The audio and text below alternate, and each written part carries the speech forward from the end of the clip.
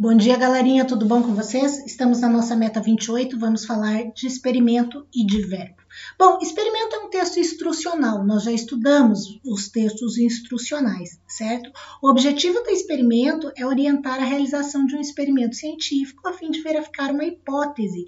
Normalmente ele tem a seguinte estrutura: título, um parágrafo introdutório que vai identificar o assunto que será abordado, a lista de materiais necessários, certo? O que você vai utilizar para fazer aquele instrumento, aquele experimento, o modo como deve ser desenvolvido o experimento e o resultado final que se espera desse experimento.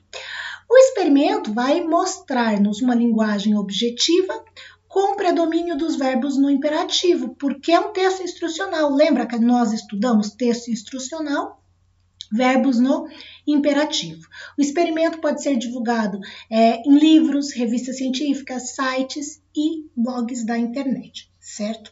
Agora a gente vai para uma classe de palavras chamada verbos, que são as palavras que indicam ação, estado, mudança de estado ou fenômenos da natureza, situando os fatos no tempo, certo? Esses são os verbos.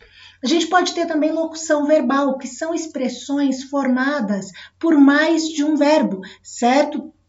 Quando temos locuções verbais, a ideia principal é apresentada pelo verbo principal, que vem antecedido por um verbo auxiliar. O verbo auxiliar não tem sentido próprio. Os principais verbos auxiliares são ser, estar, ficar, ir, haver e ter. Então, veja lá. Marcos está fazendo pipoca. Então, eu disse lá que o verbo auxiliar, certo? Um verbo auxiliar que vem antecedido, né? De um verbo principal. Então, o verbo principal fazendo, verbo auxiliar está. A mãe ficou admirada com o presente. Verbo auxiliar ficou, verbo principal admirada. O auxiliar vem antes, os principais são esses que a prof mostrou para vocês. Quando a gente fala em verbo, a gente tem que saber que temos 3 conjugações de verbo, certo? Os verbos terminados em ar, nós vamos chamar de verbos da primeira conjugação. Perguntar, amar, comprar, brincar, pular. Os verbos terminados em er, nós vamos chamar de verbos da segunda conjugação. Dizer, querer, sofrer, certo? E os verbos terminados em ir, nós vamos chamar de verbos de terceira conjugação. Preferir, sorrir, insistir, florir. Flexão verbal. A flexão do verbo vai acontecer quando o verbo se flexiona em relação ao sujeito, em número, singular e plural, pessoa, primeira, segunda ou terceira pessoa do discurso. Bom, número, como eu disse, plural, singular. Pessoa, primeira, eu, do singular, nós, do plural.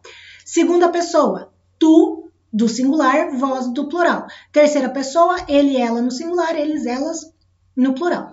A gente vai flexionar em modo indicativo, que é uma certeza, imperativo, que é uma ordem, subjuntivo, que é uma possibilidade. Em tempo presente, uma ação que está acontecendo agora, pretérito perfeito, uma ação passada e concluída, pretérito imperfeito, uma ação passada e contínua, pretérito mais que perfeito, é um passado muito distante, futuro, uma ação que acontecerá amanhã com certeza, e futuro do pretérito, uma ação que acontecerá amanhã, mas que é uma possibilidade. Bom, e aí nós temos esses 3 modos verbais, como eu tinha dito, imperativo, uma ordem, um pedido, faça a tarefa. Subjuntivo, uma dúvida, uma possibilidade. Talvez eu compareça à sua festa. E indicativo, uma certeza. Não gosto de comida apimentada. Isso é um fato, modo indicativo. Tranquilo, pessoal? A aula de hoje é isso. Agradeço a atenção de vocês. Até a próxima meta.